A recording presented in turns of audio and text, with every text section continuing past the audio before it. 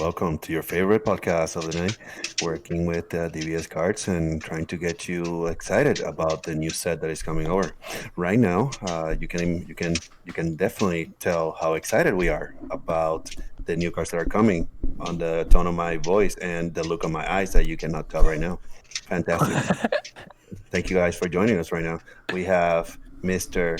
Habibi, Habubu, Hablabla, Labubu, Lava Cake, Frisco, Faz, Habibi. How are you doing today? I'm good, Jose. How are you today? I am super excited. I think you can tell from the volume of my voice. I am how excited I am. I've been only eating, smelling, inhaling, and pooping Dragon Ball for the last couple of days. So I am very Nice. excited. I watched my favorite football team, Detroit Lions, blow another 16-point lead in the fourth quarter and drop a game-winning touchdown. So I feel fantastic. Do you feel fantastic? I cannot tell because of the tone of your voice. You're Yes. actually monotone. Unlike me, I am very, very excited to be here. Mr. Exactly. Mr. Mr. Brushes, how you doing today? I am fantastic. The Los Angeles Clippers also blew their game today against the Denver Nuggets, which was amazing. And the Los Angeles Lakers, with the best basketball player on the planet, LeBron James, have already advanced to the Western Conference Finals. So it's been a good weekend overall. Plus, Peloton, together we go far. Wow, Matt, I could feel the energy on your voice. Frisco, you should take some pointers. You should take some pointers from Mr. Brushes over here. He is so good. He is the embodiment of the Thank you for the feedback. catchphrase I of the appreciate it. Peloton. I thank you, but again, like show me some energy, show me some I'll try. emotion. Thank you, thank you. And last but not least, our man of the hour, our professional fighting game player with the best netcode game in the world, Ricardo Sapu Habibi, anti-speaker.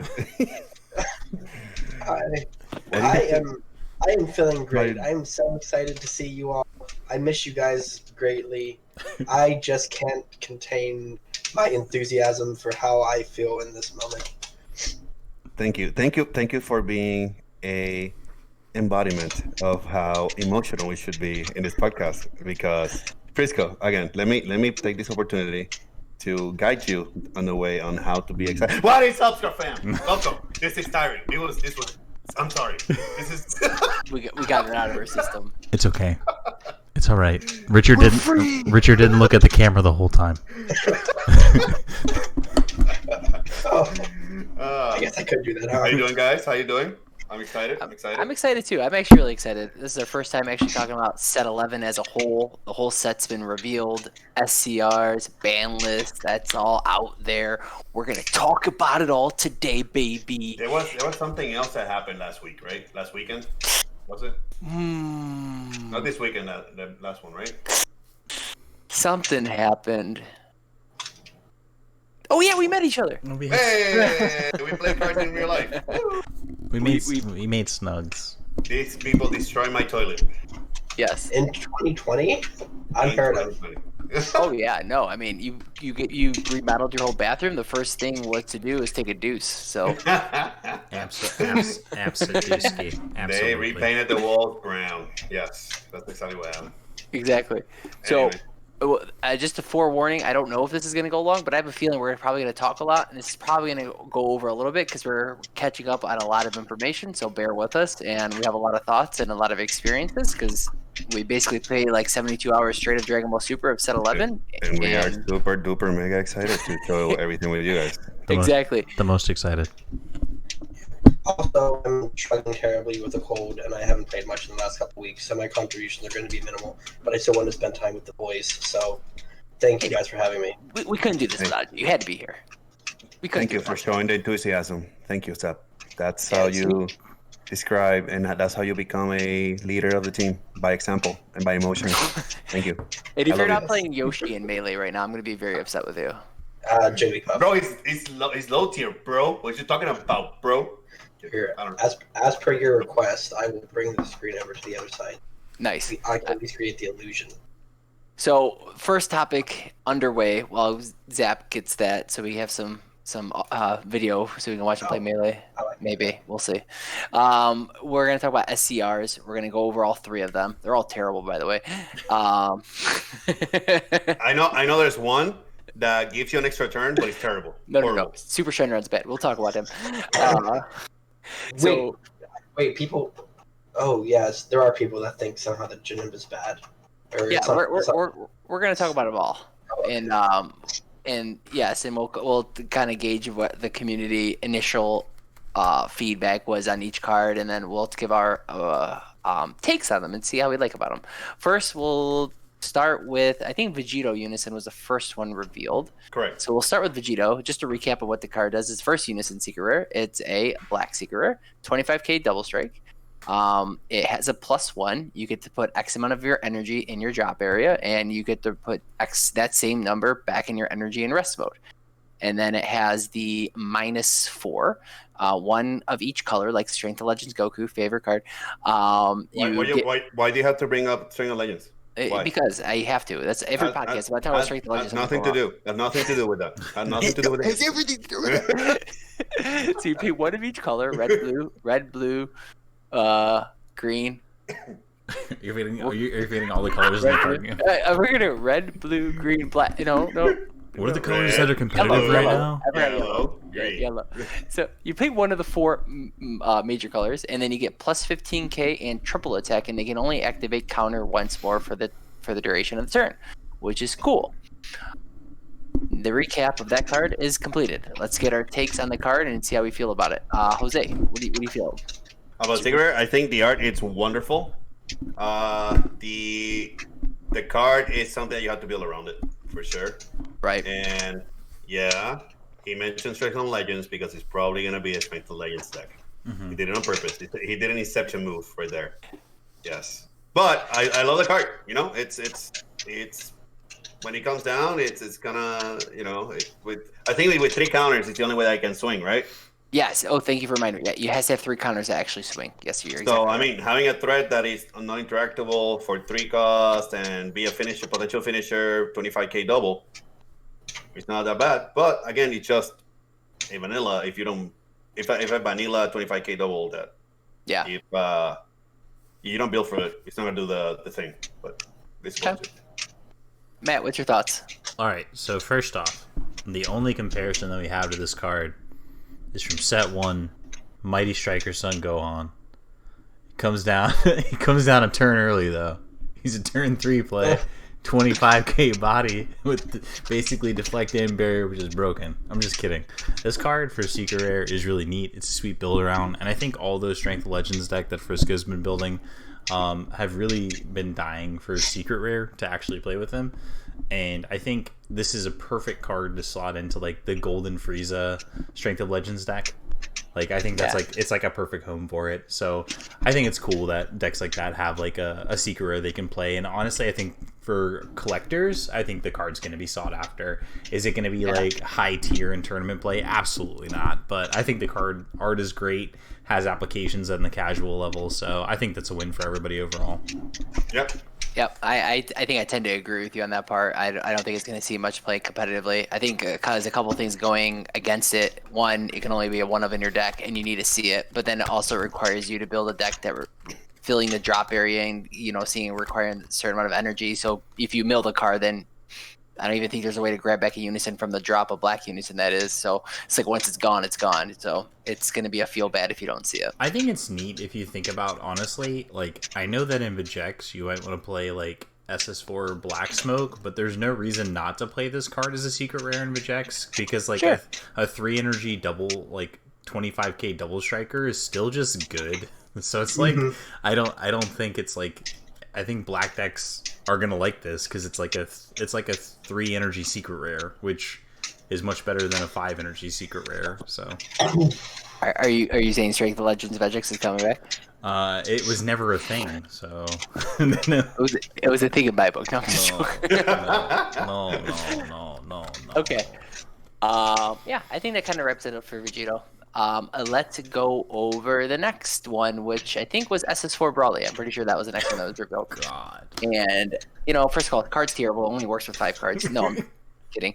So So this is only works with 2 cards. Yeah, right.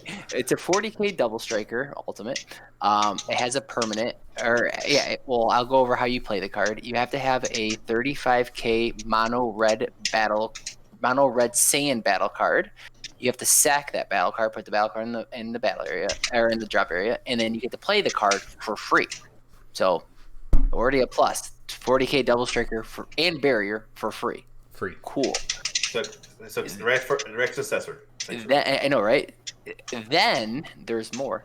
You get a double bean on your leader until the end of till the start of your next turn, basically, or until the end of your opponent's next turn. I forgot how it's read, but basically you get 10k for your turn and your opponent's next turn.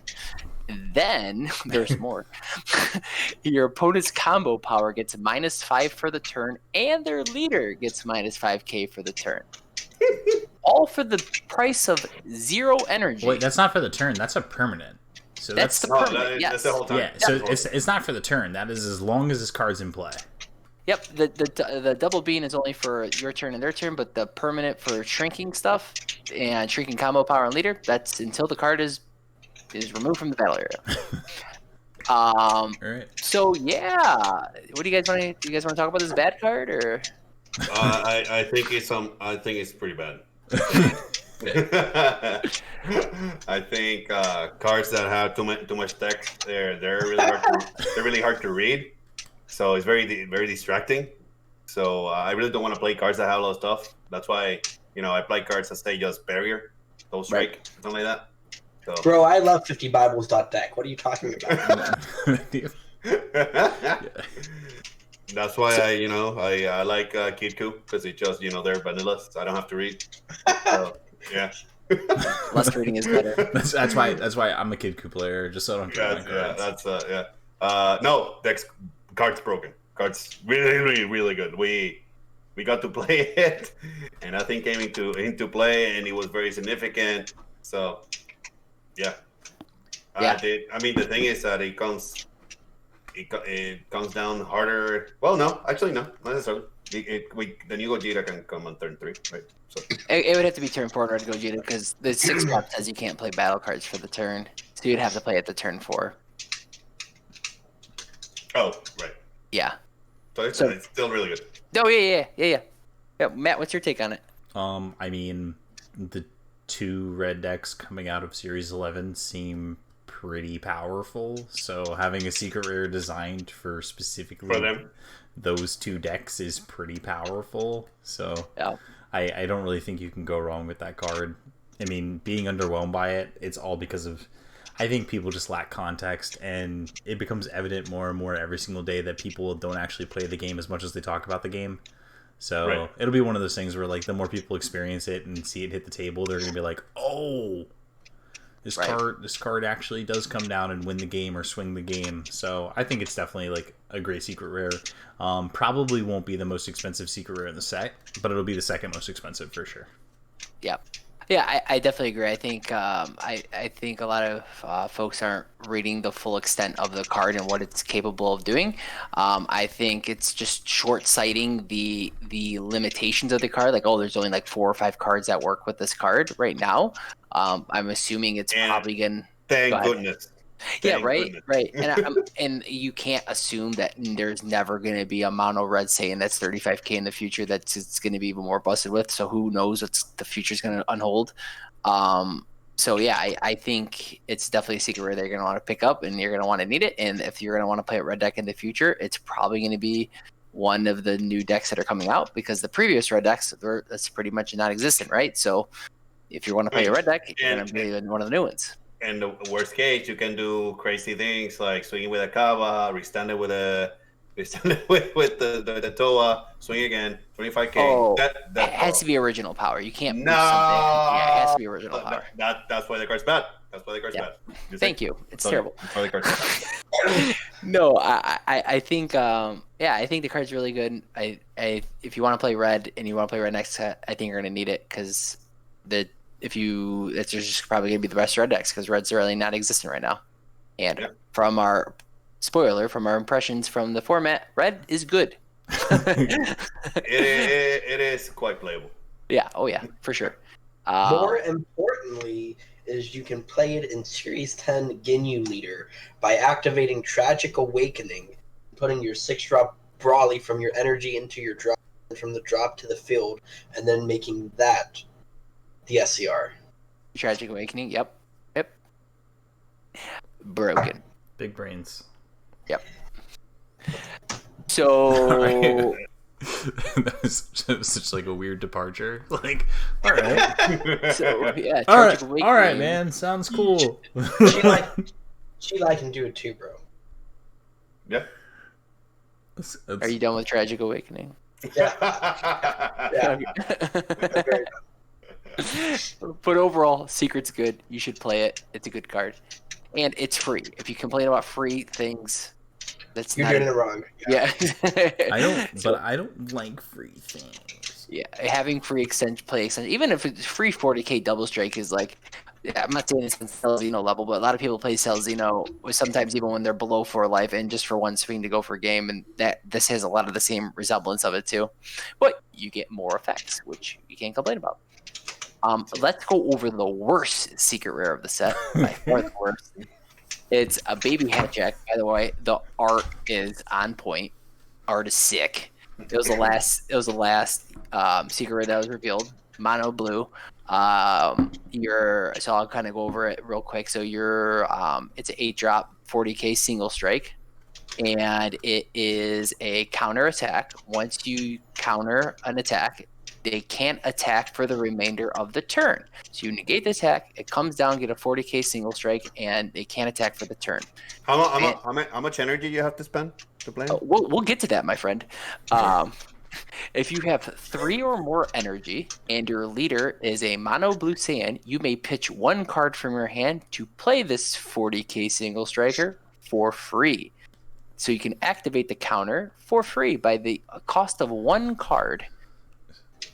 That's no energy. So I have That is the theme, yes. So I spend the energy on my unison. Let's say Seno. Because blue, right? Play Seno. And I do my Seno thing, play something else, draw my card. I tap out. I have my pew, pew, pew, with Trunks counterplay. Yeah. And when they swing, I'm tapped out. Yeah, and you're dead in the water, my friend. I just let them think that they have game. Mm-hmm. They go all in, right? They go like swap into Broly, swap, swing, swap and swing, swap and swing. And on the last swing, you're like, oh, Hatchiac, you pitched your drive or something? Because it doesn't have to be even a blue card. No, I have to read the card if it has to be a mono blue card to pitch. No, I think it's a normal card. I'd have to look, but yeah, you could be right. Yes. So I pitch my card, and then this comes for free, and stops their attacks for the rest of the turn. And he stays on board. Card's bad. And he's 40k. Yep. Okay. Everybody, right now, I'm gonna be buying my card for everybody for $20. Card's bad. Card's bad. I'm gonna buy all of them in the market at $20. Okay? And I'm gonna put them together and burn them together because they're a horrible card. Horrible card. You know? Yeah, you can choose any other card in your hand. By the way, it doesn't. Blue needed a finisher. Tornado Tide is not a finisher. Stop. The 5-drop baby counter comes into play. It's not a finisher. No. Yeah.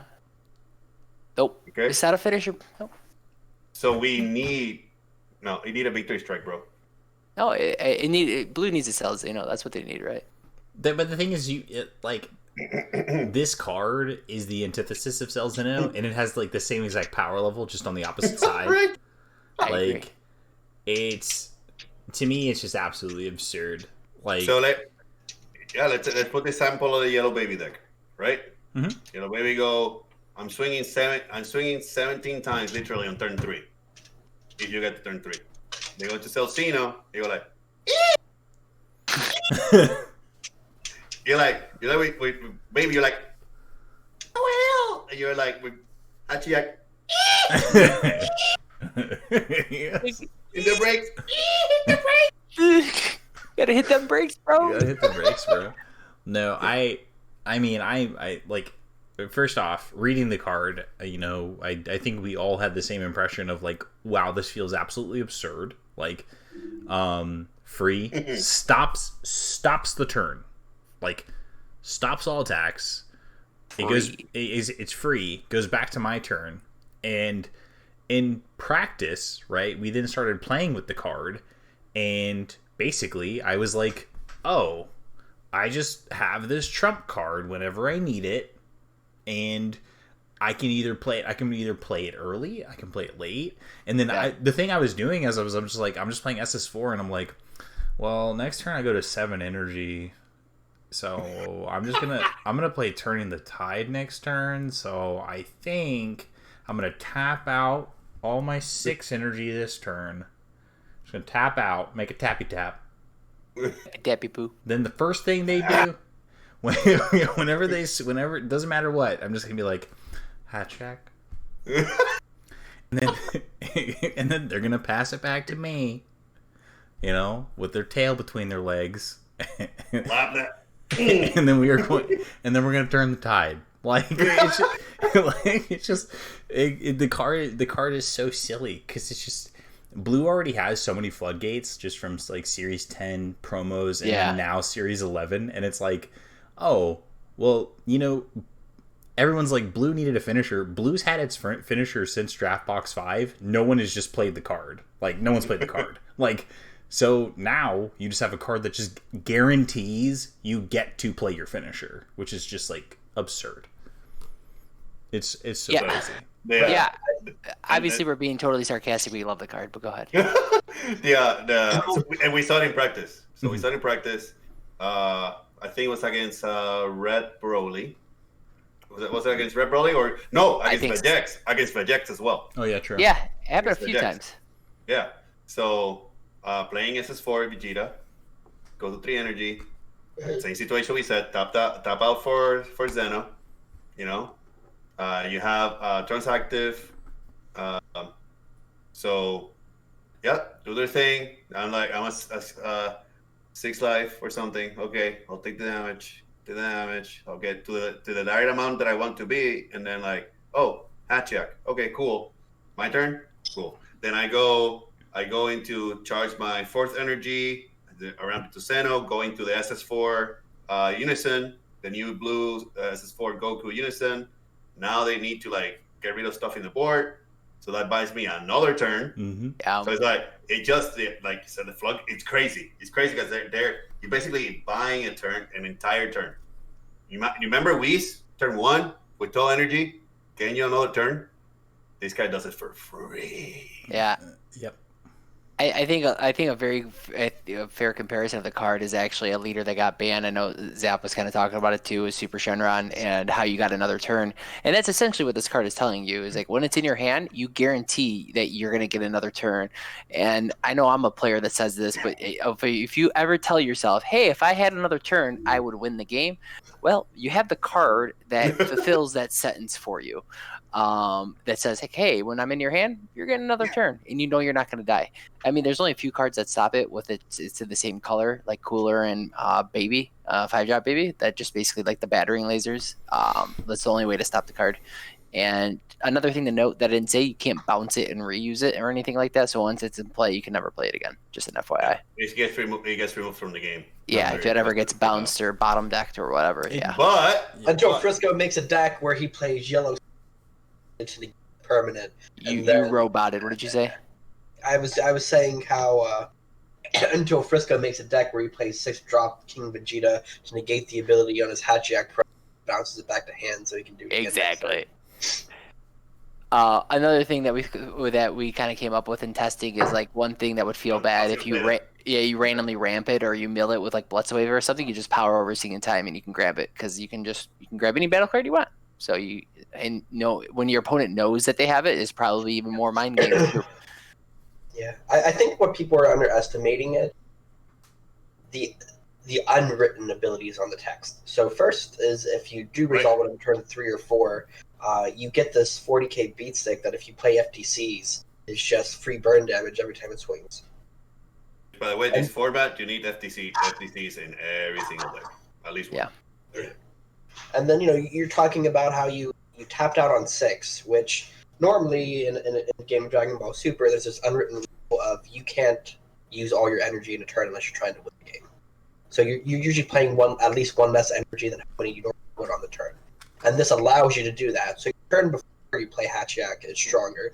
And then because you're ensuring you have a follow-up play, you're practically gaining that much energy. So like if you do it on turn 5, normally turn 5 is where most games end. You're now guaranteed a turn 6, which means you have 6 more energy over the course of a game than your opponent would. That's significant. Mm-hmm. Yeah, and just because that's not written on the card, and just because there's not 16,000 keyword skills on the card, does not mean it's subpar. But bro, I want triple strike on it, bro. That's what I want on it. I want a free triple striker that ends the turn. I want a quadruple strike, double attack. Yeah, exactly. I want a crit. I want a double strike. I want a triple attack. I want it all. Nope. I just want a time walk, and I have one. I just it's again. I can't. I've posted the SS4 Vegeta deck that we played in testing on our Facebook page, and if you haven't tested the secret rare yet, play that exact deck with the secret rare. And you'll just see, oh, on this turn I'll have Heroic Prospect. On this turn I'll have this. On this turn I'll have SS4 Goku Unison. Then I'll have Hatchiac. It's like you feel so safe. You're just like, oh, I can spend my energy, but then I just have these busted floodgates, and then I play a Hatchiac, and then I'm going to end up winning the game because I'm going to carry it to the late game. That's you need to experience and play with the card more, and I think people are just. They just haven't done it yet. They haven't played their first Hatchiac. When you play your first Hatchiac, you're just like, okay, all right, this card's dumb. All right.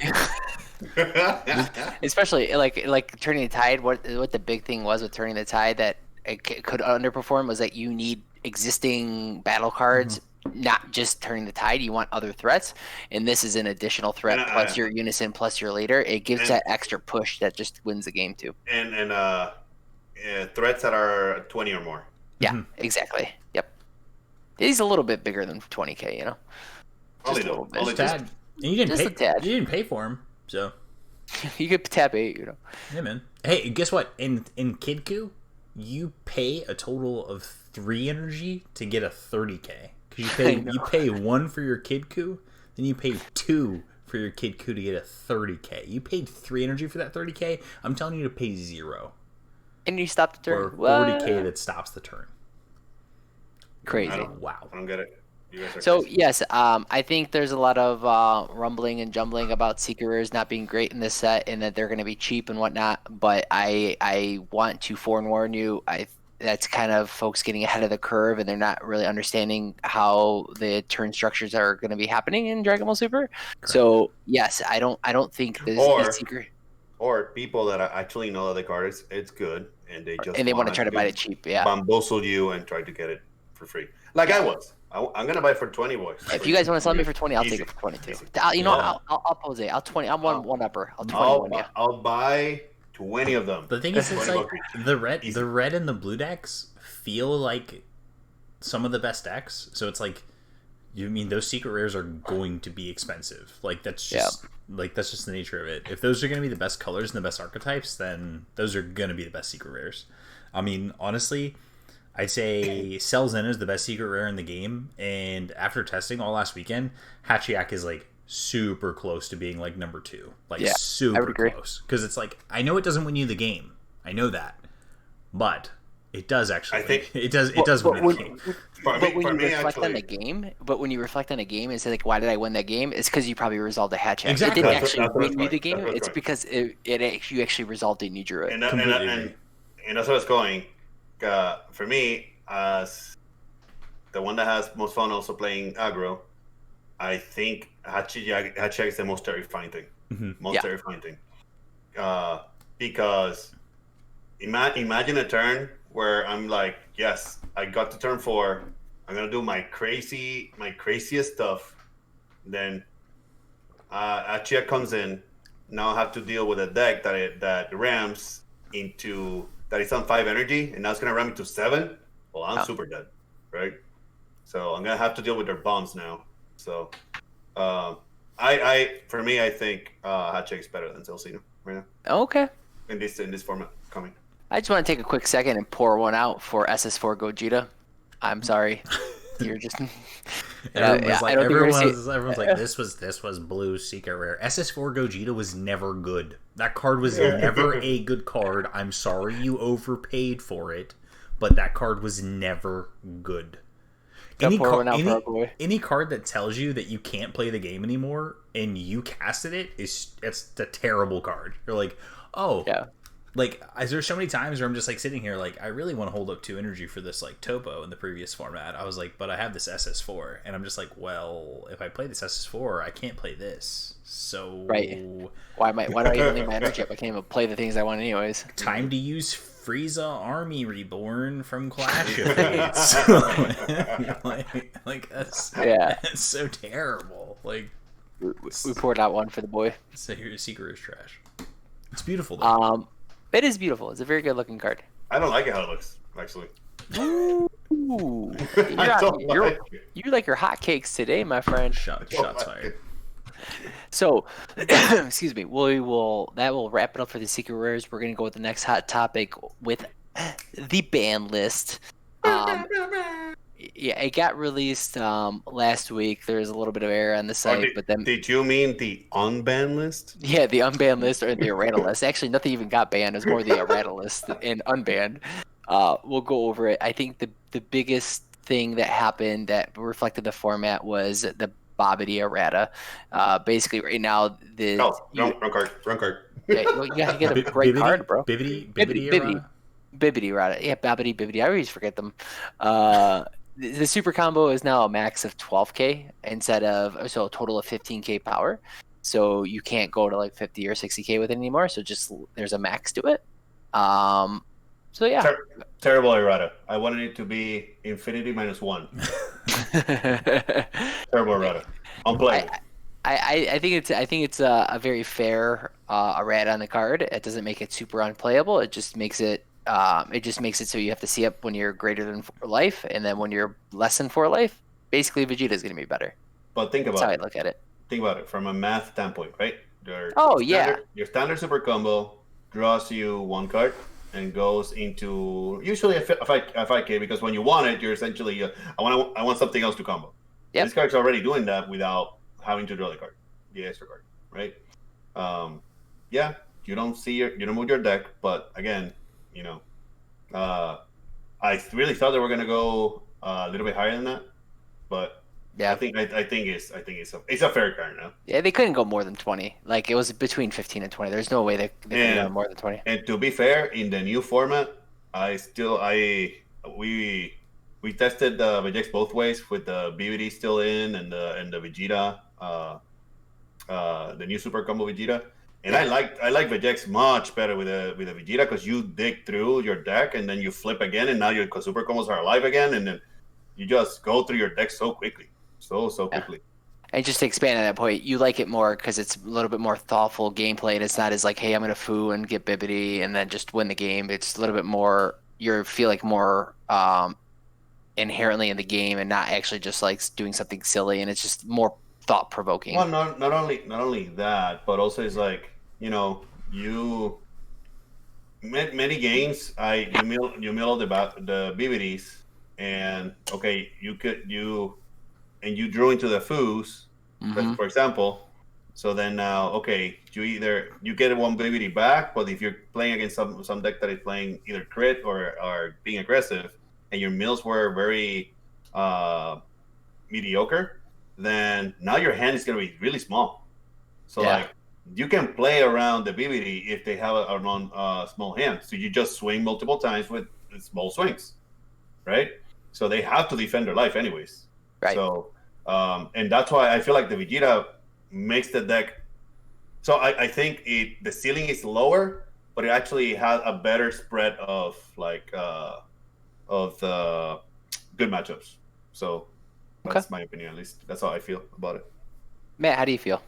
I think it's a necessary change. I think that I think it made games more fun. Which I think was like the biggest win, honestly, was because it's like before, the sense of inevitability of Bibbidi plus whatever, it's just like a really boring and repetitive play pattern. So it's like that didn't necessarily feel that fun. But honestly, but winning is fun. yeah, and then honestly, like I like how the Vegeta super combo, like if the game is not condensed, the Vegeta super combo is better. But like if the game is condensed, then Bibbidi was better. Like because it's like that's what I tried to say. That's what I tried to say in my wording. Yeah. So it's like if the game's not condensed, which it's not going to be, because like with all the floodgates and stuff people are going to be playing, like exactly. Vegeta was already performing really well in our testing over the weekend. So it's like, and Vegex always seemed to have more cards in hand, and I felt like Jose always found his super combos more often, because like when he'd get down to 4 life, that bottom deck to draw 2, his likelihood of drawing into another super combo was much higher. So no, and also fixes your pieces for the stuff that you don't want to draw. You set up the bottom of your deck, which is also really big. So that was like a really cool thing that we found out. But honestly, I think it being a 15k is relevant. Like in the early game, I think mid-range Vegex decks that aren't playing Splintering Mind can still play the card.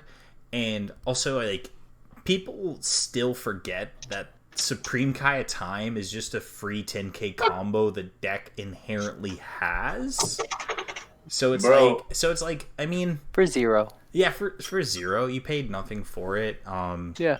Dude, so, when we were playing and I was still using the 4 super combos, the Vegetas, and okay, I'll super combo flip. I'll put back my Supreme Kai because I know I'm gonna see it. I have only 7 cards left on the deck. Like, okay, put this back. I'll draw. And then I was like, combo for like 105 or something. Yeah. So honestly, like between Power Burst for Supreme Kai Time and Fu Mission Accomplished for whatever super combo you want to play, the deck still has like. What do you say? You said robot mode a little bit. Oh, sorry. I was saying between Power Burst to grab back your Supreme Kai of Time and Fu to grab whatever super combo you're playing, the deck is still incredibly good. So. Oh yeah, absolutely. Yeah. Yep. It just it went from being silly to like it's more fair tier 1 now, which I'm happy about. Because for me, I don't play Vegex that much. I'm like, I guess I just Fu and grab back Bibbidi and I just swing until you don't negate, and it's just like because I have infinite amount of attacks. Yes, silly. Yeah, it's interesting that you guys were saying Bibbidi better in the condensed game and Vegeta better in the long game. It's just reading the cards in and of themselves seems pretty counterintuitive, right? Bibbidi's more powerful the later the game goes, but at some point you get to the point where you have enough cards in your drop and warp that you play the Bibbidi and you're like swing 20k combo for a lot. And you just say a lot, and people know that a lot is. Yeah. You're taking the point. When you can see that a 1-drop 4k can swing for 75k or 79k, you know that the card's a problem. Yep. Mm-hmm. Exactly. The next card we'll talk about is the Great Ape Son Goku Unison. Kind of resembles the actual Great Ape Saiyan Instincts a little bit. It's a 2-drop blue Unison, 15k. It had an errata for the tournament pack saying instead of 2 blue to draw 2, it's now 2 blue and 2 colorless to draw 2. A lot of feedback was that just the 2 blue would have been good. And the 4 is too much, which I agree 4 is too much, but then 2 is like having a Saiyan Instincts return. It's like it might have been too good. What is your guys' take? I think 4 is too much. I think they should change the ability completely. Maybe 2 energy draw 1. Or 2 energy draw 2, and then you cannot do this on your next turn. Something like that. Okay. But I think 4 is too much. But the card at the beginning, I know that 2 for 2 every turn is like, this is busted. This is SS3. It just fixes the hand problem that SS3 has. Yeah. So I'm playing SS3. I think that the 2 blue 2, like I get it because you're right about the Saiyan Instincts thing. I also would have liked if they would have just kept it as 2 blue but made it negate the skill for the duration of the game, so you can just do it once. And And then the biggest thing that surprised me was the minus. Them changing it for shuffle 5 cards, mono blue cards back to just 1. I find that one really interesting. So I wonder what prompted that change. I mean, I guess I can see issue with like shuffling back stuff like D-Magic, Bean, or whatever your best card is in that instance. So I could see why that would be an issue. Like they increase the consistency of drawing more beans or more. Exactly. Like I could see that being an issue, but overall, I think the unison would have turned out to be pretty mediocre because since it was only a 15k, if you play it on turn 2, it's probably going to die the next turn. In most cases, that would have been the case. So even thinking about it in the context of playing Vegeta, I would still rather play Zeno Unison because, you know, plussing 2 is way better than plussing 1 on your Unison. So I don't know. It's tough to debate. I mean, maybe it wasn't even in the SS4 Vegeta deck that caused it to be a problem. I mean, like, I don't even know. Like, that's just it's interesting. You know, the lengths they took. You know, afterwards. You know, if that was like the original printing of the card, it's interesting to see what made them make it so much worse than what it was. Yep. It's kind of interesting. Hopefully we'll see something in the future. Like, oh, hey, that's the reason why. The one card right before Hatchiac, with the card got revealed before Hatchiac. The one card that actually made me, I might play blue. Set. And then they announced it. Nope, I'm not playing blue. And then Hatchiac's like, oh, I might play blue. I might play blue. Right. Yeah, I agree. I don't know. I was somewhere between. I think 3 would have been safer, but who knows? Time will tell. It just goes from extremely playable to probably unplayable now, and it's like one of the winter promo cards, which feels bad. So we'll see how it goes. We'll see what happens. Oh, now the alternate art on it. Oh, sick. Decente. Oh my god, I feel like it's wasted art. I feel bad because I wanted the card to be really good. It's like, just change it back. It's gonna be cheap. Yeah, I know, right? Yeah, you can get it for cheap. You're thinking, bro. You're thinking. So the last change to the ban and errata list was the first time ever of the Dragon Ball Supercard game, a card got unbanned. So Goten was part. Yes, right. What's his full name? Scrambling Assault or something like that. Scrambling Assault, baby. Yeah. You don't remember this card? You play HOM like for the long. Actually, I played HOM when that card got banned. It's banned already. So the main reason why this card got banned was because of Bardock the Progenitor and Progenitor, whatever the hell his name is, was because of that, Flu, and Unyielding Spirit Trunks, which hope to God that card never comes back, was just basically just free 15k attackers with Unyielding and free Gotens every turn. Now it's with all those cards still banned, and this card comes back. Gives yellow some little something. What do you guys' take on it? You guys think will change up what yellow wants to do? I'm just gonna show you. Okay, tell me, show me. for our, I think we're doing this audio only for our audio audience. This is going to be the yellow baby set 9, set 8 liter, liter. Yeah. And Goten Scrambling Assault, basically hugging each other. Yay.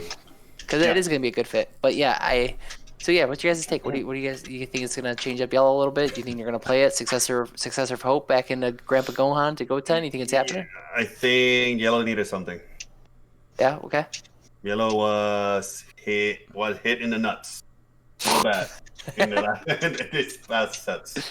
So I think next set it's looking better, especially with this Shenron getting more options. Mm-hmm. But Shenron is basically a tank deck that never wants to die. Correct.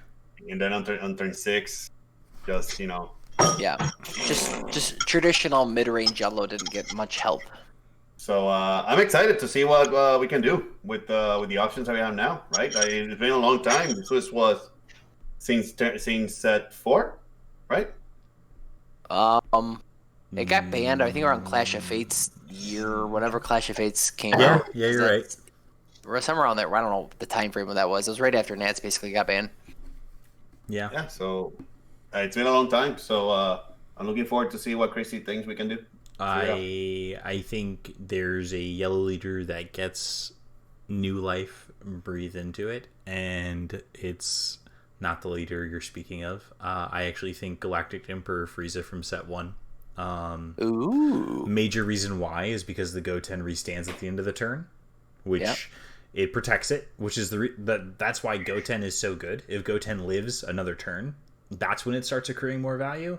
So I think I'm going to start experimenting with some mono yellow decks with Galactic Emperor Frieza. I know the leader doesn't draw on the front side, but the ability to restand your thing is pretty solid. And then Successor of Hope into Adoptive Father into Goten isn't really card intensive, so I think that would be something that I would want to go into. But otherwise, I think yellow decks are outside of Sin Shinron are just not good right now. I think Raiders Warcry feels almost unplayable. Like that card feels really bad to play right now. So bad. Especially on the draw. Especially on the draw. Even the draw apes, it feels bad sometimes. When am I gonna play? Draw apes like having to force it to happen feels rough. Like it feels great in green decks because you're just like dormant potential leashed. It's fine. I'll tap out for a draw ape. Yeah. But yeah, no. Yellow definitely needs the help. But of course I'm gonna try and jam this deck in something that's hasn't been played in forever. Yeah.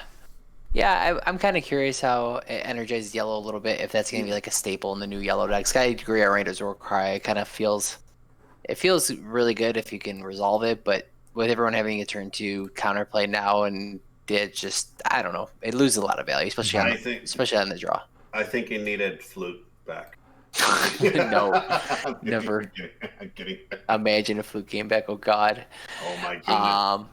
But yeah, I'm actually kind of happy of things that didn't get touched. I can touch on that real quick. Abuni, Cat Blow, Catastrophic Blow, and Koitsukai, because there was a big community thing about doing something with those cards, like unique on Abuni, Cat Blow to 1. Catastrophic Blow? Really? Yeah, exactly. I agree. I don't think none of it should have been touched. So, which Abuni to unique would have done nothing, because you could just pat the Infinite back to your hand and just replay it the next turn, so that does nothing. And Catastrophic Blow to 1, you just basically neutered a deck that didn't really be neutered. It's fine the way it is. And Koitsukai is like what? Just against Baby? It's like Baby's not even that great. Maybe, so maybe it's not gonna be a problem next set. So it's like I think that was putting the cart a little bit in front of the horse a little too much. So I'm gonna cut you off. Okay. I don't think Baby should be good, but people aren't going to play the color green in general, so I think Baby might be good because people refuse to play good colors. I can see that for sure, because blue is definitely a beloved color in our game. I agree with that. Not by me. But I definitely happy they didn't touch any of those cards, because in my mind they were fine. So I'm glad they didn't. So, cool. I think that kind of covers a ban list. That we're going to talk about like the format impressions that we have from our 3-day weekend. We can go over each archetype, kind of give our general thoughts, and kind of just go one by one. General thoughts under the general thoughts. Yep. General thoughts. And so first we're going to talk about set 10 decks first, and then we'll get to set 11 afterwards. We'll talk about Dredge Coup first, Zap's favorite. We call it Dredge Coup here, by the way. We're not calling it Burst Coup or anything like that. We're calling it Dredge Coup. Nuke Coup. Yeah, exactly. Dude, it's Nuke, dude.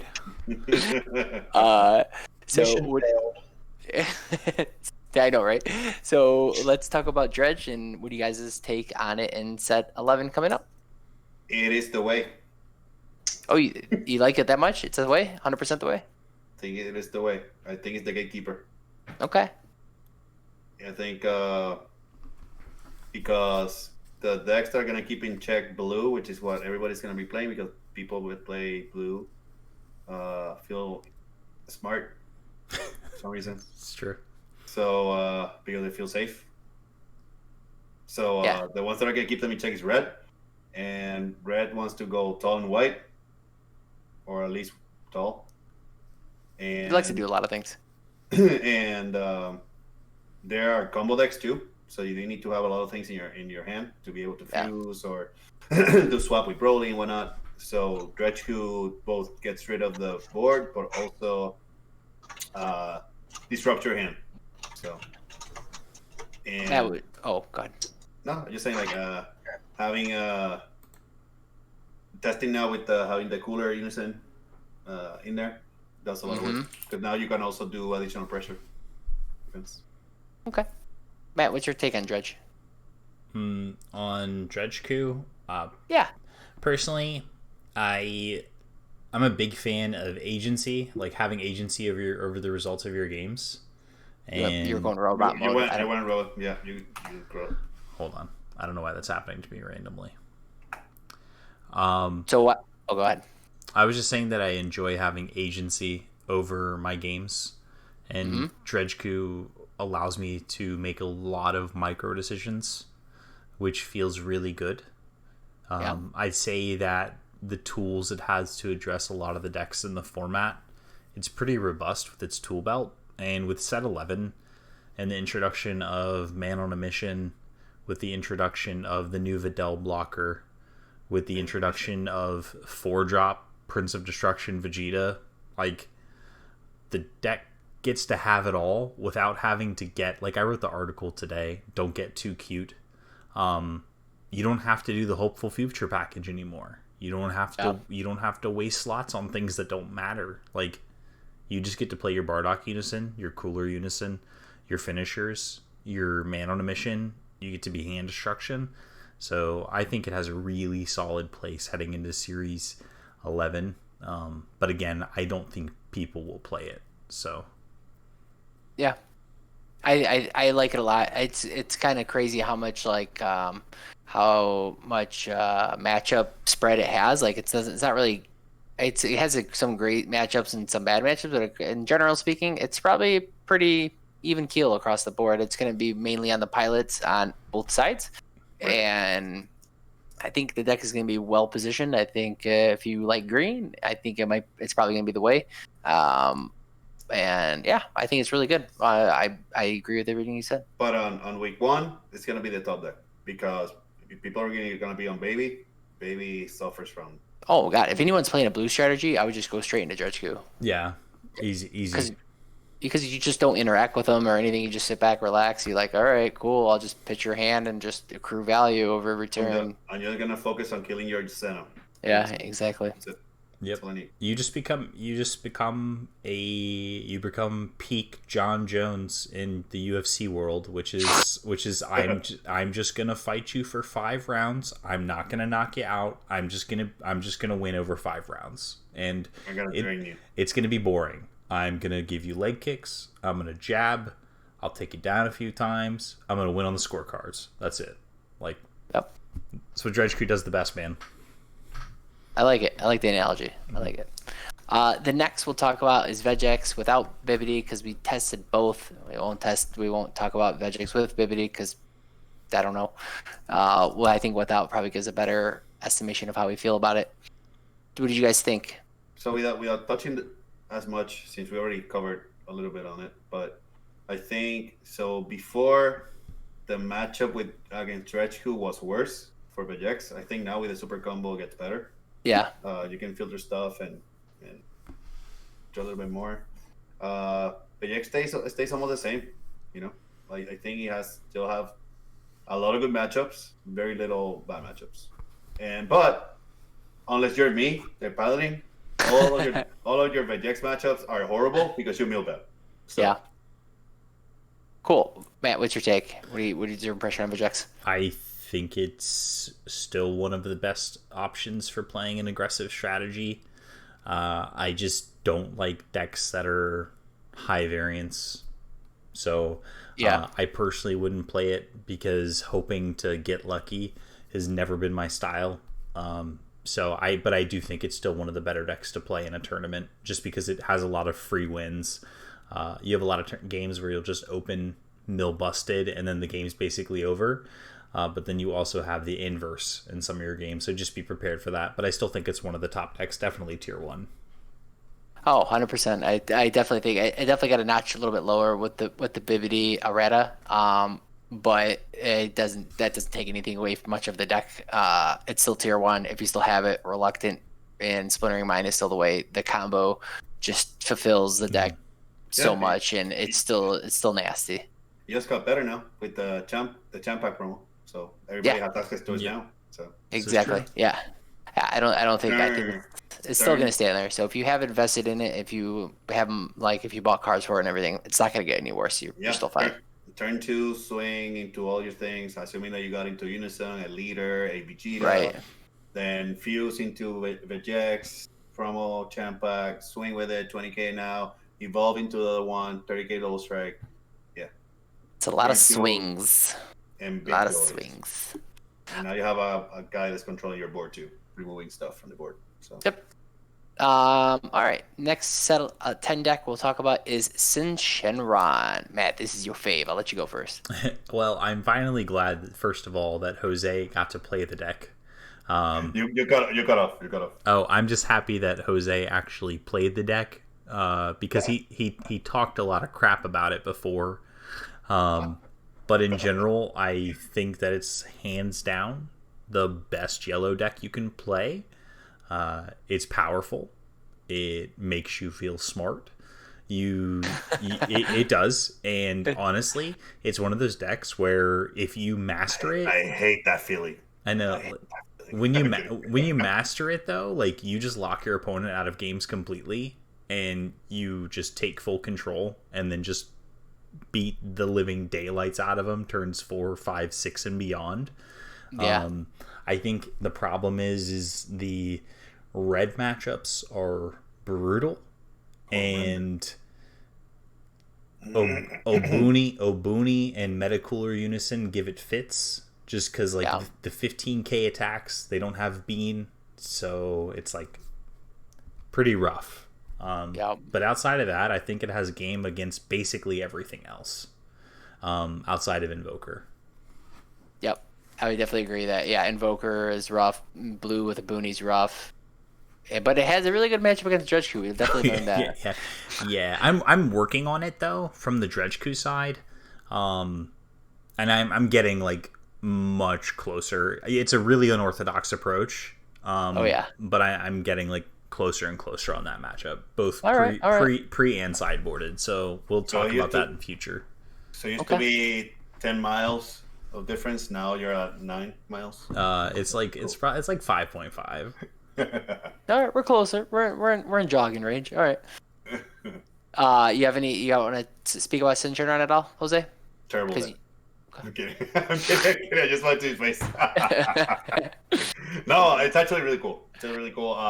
I cannot wait to see if what happens in set 12. If we're gonna keep building into the deck. You just want more dragons. I just want more.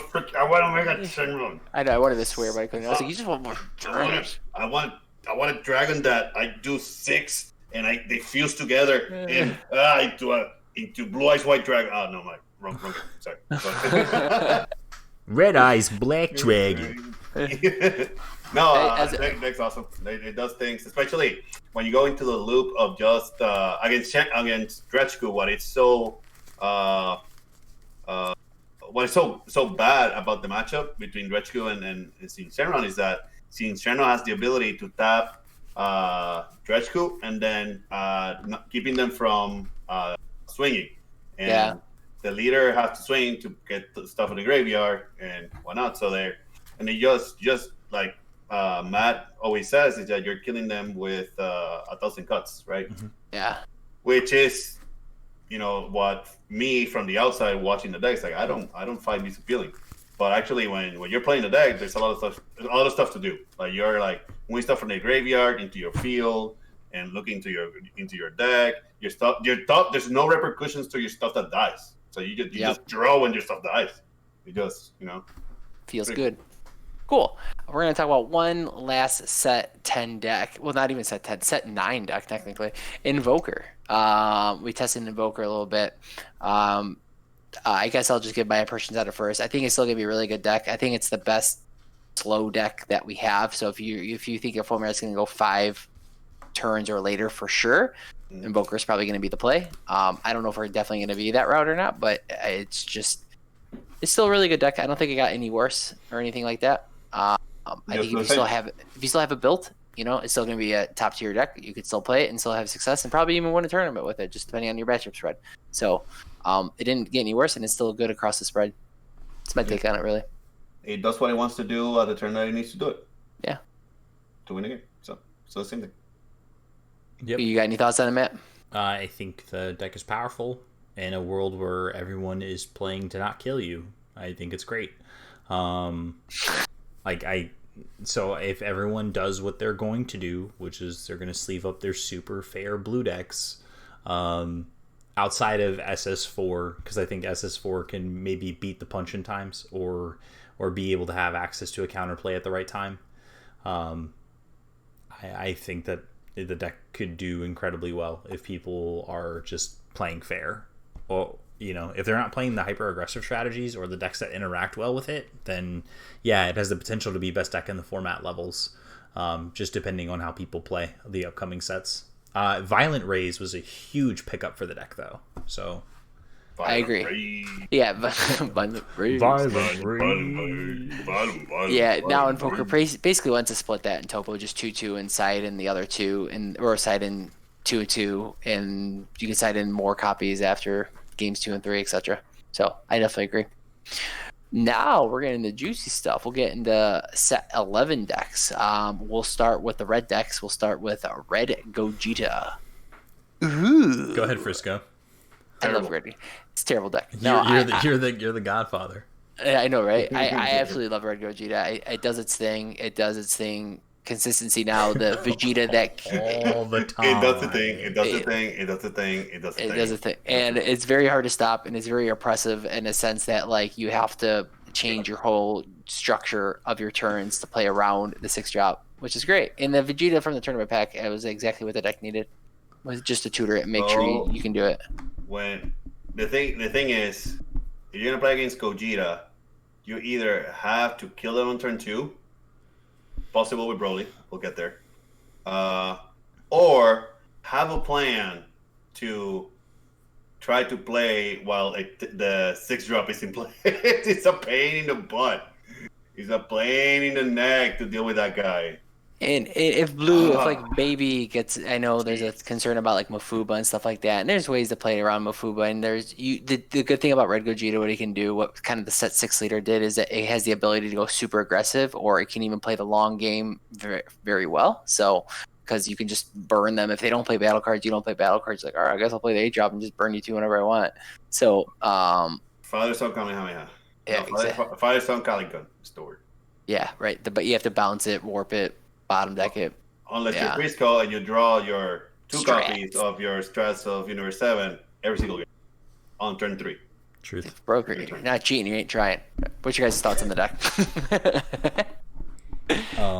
I can give a play-by-play of when I was playing the deck at Jose's, which was... You gotta do the accent. Guys, just check out, my sequence thing was just like super on point. So like what I did was turn 3, I played my unison on turn 3, right? So I played it for 2 energy. I then awakened on tap 2, and then I played the 5-drop, tapping 3 energy, upped my counters. Then I played the 6-drop, upped my counters again. Then I used the ultimate, and then I swung with my double strike leader, my dual attack double strike unison for 30k, and my 35k double strike beater. And then my opponent just like lost. I just played so much better than my opponent. Or what happened was, turn 3 I'm gonna play Gogeta 6, and then turn 4, I don't know what to play this turn. Wait a second. I'm gonna play another Gogeta 6. Wait, it's turn 5. What else can my deck do? I'm gonna play another Gogeta 6, and that's the deck. That's yeah. It. You guys, if you guys ever want me to write a sequencing article, post a comment down below. I'll write a sequencing article for you, dudeski. The cool thing about the deck is that. Wait, there's something cool. There's something cool about it. Huh? No, yeah. There's one single cool thing, especially because blue is the color people are going to be playing, is that it's the unavailability. You cannot escape being hit by the 6-drop, because even if they bounce it back, the guy that was the 5-drop still stays there, so you can do it for free again. It's like, pew! Oh, what? Okay, stay. Pew back down. You bounce. Like, so it will stay there. My favorite thing about the deck was when I got to play against blue, and they resolved a Zeno, and they're like, "All right, I'm good," and I'm just like, "Birth of a Super Warrior," and I did it twice, just so I could swing with 4 10Ks at Zeno. Like I was like, "All right, well, that was cool." Like, Yeah. Cool. Let's go to Red Broly. Matt, you want to talk about Red Broly? welp, you need the promo. If you have the promo, the deck is absolutely banana sandwich. It's just Is there peanut butter in that banana sandwich, by the way? yes. Yummy. Okay. Now we're good. I'm a PBS kid. Peanut butter and banana sandwich. Yummy. But no, so the deck just goes off. So turn 1, Planet Vampa, Vampa into the promo into Ba. Ba gets whatever piece you need. You swap into the 3-drop, play your Paragus for free, pass to your opponent. Well, then it's going to come back to you, and then you're just going to warp their hand, crit them a bunch, have 2 chains going. 2 chains? And then potentially, if you're on the play, I like playing Kale Unison on turn 2. But just in general, the deck is just so ridiculously consistent and fast. So the promo, it was funny because the promo just fixed the deck entirely. Because at first it was just so vulnerable to things where it's like, now it's just like, oh, okay, well, this deck is always going to do this thing. Yeah. Jose, what's your take on the deck? I know you played it a few times. I think the deck's a lot of fun. In a deck that does the same thing, that wants to do everything consistently, like Gogeta, like the Gogeta deck. I like the Broly deck better because I think it's what Red was missing, like doing like aggro, but also messing with your hand. So every time that the Broly from 4, 5, and 6 they come, they take stuff from your hand. God, the 6-drop Broly is disgusting. Disgusting. It's really good. But like the crazy thing is, like most of the time you kill them without having to go to the 6-drop. You know? Yeah. So, yeah, you feel like you're playing for seeing hit every turn. More than what. That's actually a pretty good analogy. I like it. Talk about cards that that age poorly. Foreseeing Hit is one of them, and early in the day we used to say Foreseeing Hit is one of the most broken cards, if not was the best card in the game. He was absolutely. So you're ripping their hand to 20k. Those try to go. Okay, guess what? Now we're swinging with 20ks that are crits, and they're getting rid of your hand. So now you have less choices, and loses to Hatchiac. Baby Hatchiac gives it problems. Yeah, I can see Matt, like we had the Hatchiac in your hand, and you're like, I'm like, swap into, swap, and swinging, swinging, Hatchiac. Oh, okay. It was like the thing is we tested that matchup, and that was so like every other blue deck just lost, but like SS4, it's like I'm like, all right, Heroic Prospect, next turn, Baby Hatchiac, next turn, SS4. Yeah. Next turn, Turning the Tide. Good game. It's just, oh man, the Broly deck is like, it made playing. You need answers. You need answers. You do. Quick. It made playing blue outside of SS4 like it was impossible. Like because the hand size, you just never had a hand. Like it's fairly brutal. Yeah. I definitely was very impressed with the deck after the promo got revealed and after we were playing it and everything, because I know you said it was 2 chains, but even almost like 3 chains at the time, because if you're playing the 1 chain and then you can play the 2 1-drops the next turn and stuff like that, or hit them off Vampa and stuff like that. So you had a lot of things. It's crazy how much more value you get with another chain that you can add on to it. So I was turn 1 with Red Gogeta, and I was going second, and I played a Birth of a Super Warrior because like I was like I need to. Need pieces. Well, I needed pieces, and I needed to tap out for Violent Raise. I mean, I need to play Violent Raise. You robot at mode. Oh, sorry. By the way. Yeah, I needed to play Violent Raise on turn 2, so I could ensure I make it to turn 3. But then Jose just killed me on his turn 2. So, I was, man on a mission's good. So Man on a mission. Man on a mission. Man on a mission. Match in the mission. Man on a mission. It's gonna be a new theme song. So we'll go to another set 11 deck. Dark Broly. I guess I'll just go on that one a little bit. I feel like I was super impressed with it at the start, but then actually playing against all the other decks, it kind of fell short a little bit. You get free 30k bodies, but then it feels somewhat slow too. It's kind of weird because you have to play free things, but yet it's slower.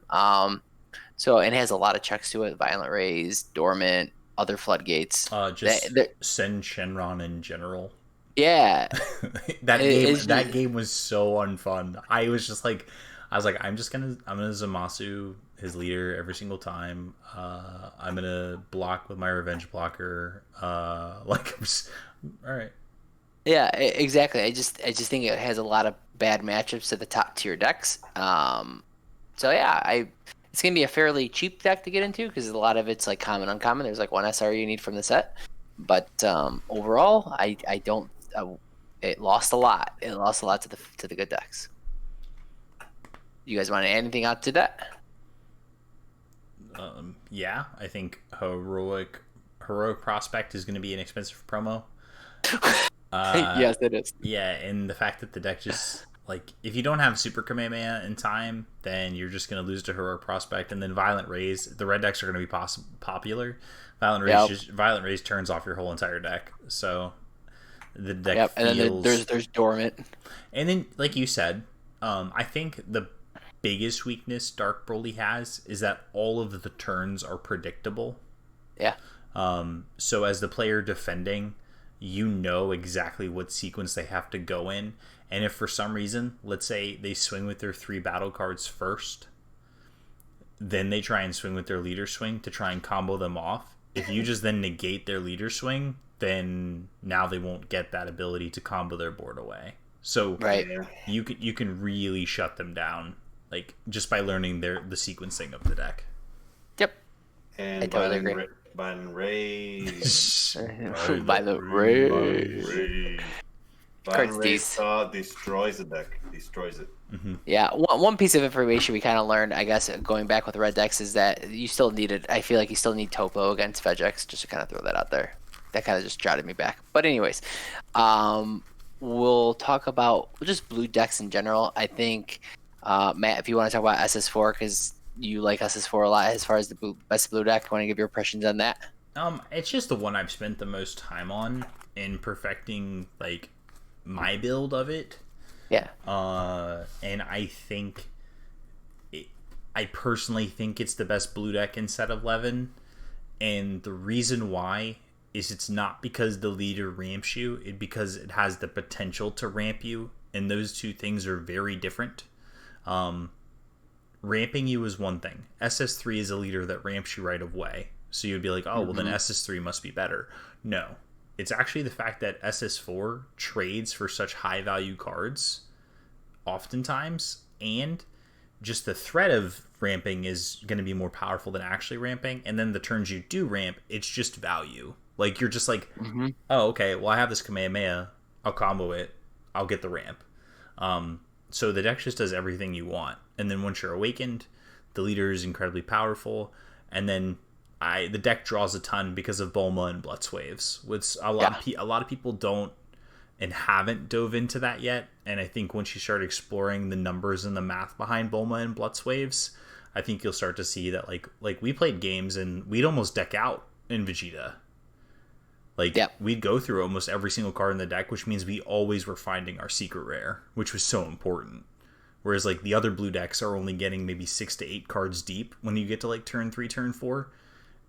You know, and then you weren't finding that secret rare, so you weren't living. Yep. So, yeah. Turning the Tide is good. Good card. Peace. Get your copies. Jose, I know we're turning you to a blue player now. What is your take on blue? Let me see. How can I say this nicely? I'm kidding. Definitely. It's fine. It's finally a deck. Is the blue deck that does blue things the best, for sure. Yep. So, seeing the deck without Hatchiac and seeing the deck with Hatchiac, with Hatchiac is definitely a deck that I would play. Right. It's funny how impressions change over a course of a day when the secret got revealed. 100%. So, yeah, the fact that you can just literally, and pun intended, turn the tide after a Hatchiac and then an SS4, turn the tide, GG, then yeah, it's powerful, very very powerful. Yeah.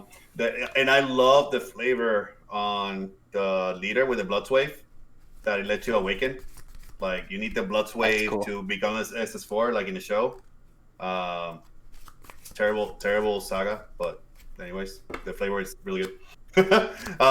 I like the deck for what it is. For what it is, I like it. Do I like it better than the other decks? No, because it's still the idea of like let me just defend until I draw my stuff to then kill you later. Is not my style. I want to kill you now. Like if I'm spending one energy, is to kill you, not to let me spend one energy to like wait for next turn to see if I can wait another turn to then wait another turn to kill you. You know, so it's not my turn. You want to Mystic Gohan against Boo? It's like I'm not here to fight you. I'm here to kill you. Yeah. I know that Frisco, when we first started testing the format, you weren't necessarily a big fan of the SS4 Unison. How did your opinion change? The SS4 Goku Unison? Yeah, it snapped. It's a really good card. It's I definitely changed my entire opinion on it because I think I had the initial reaction of other people in the community like, oh, it's a 5-cost Unison. It costs way too much, and they still get to attack with leader and Unison. But once you realize that like you to basically another turn extension, and like the second you play and bounce all their cards back to their hand, because it doesn't matter because you're gonna just turning the tide them in anyway, so it doesn't really matter if you put them back in your hand. And you realize that basically it's going to give you another turn. It's a really good card. I would suggest playing it in a lot of blue decks. It might be weird in Soul Striker type thing, but you can still even play one or two. But yeah, in SS4 Vegeta, it was absolutely insane. It was amazing. I would definitely get your copies, get your SPRs. It's a very good card. Mm-hmm. And I think it basically forced Gotenks out of any type of deck construction because it can draw you cards and it does another thing on top of it for one other energy. So it doesn't really the only thing Gotenks does is provide more attacks, but with the amount of floodgates, the amount of negates, and in the format that attack is like negligible. It doesn't even matter. Yeah. At the end of the day. It makes Xeno Unison better too, because it's like Xeno being that bridge. So like Xeno getting you to SS4 is so important. Yep. Like because it's just like that thing that fills that gap that keeps you alive another turn. Because that's really what you're trying to do. And I know that's what you're saying, Jose, about how blue feels, but it really is. Blue is just like it's always lived to fight another day. It's like absolutely. Well, I mean. Yeah, it's the embodiment of sensory. Yeah. They're all building that bridge, bro. It's like Heroic Prospect put a layer down. Exactly. Hatchiac put a layer down.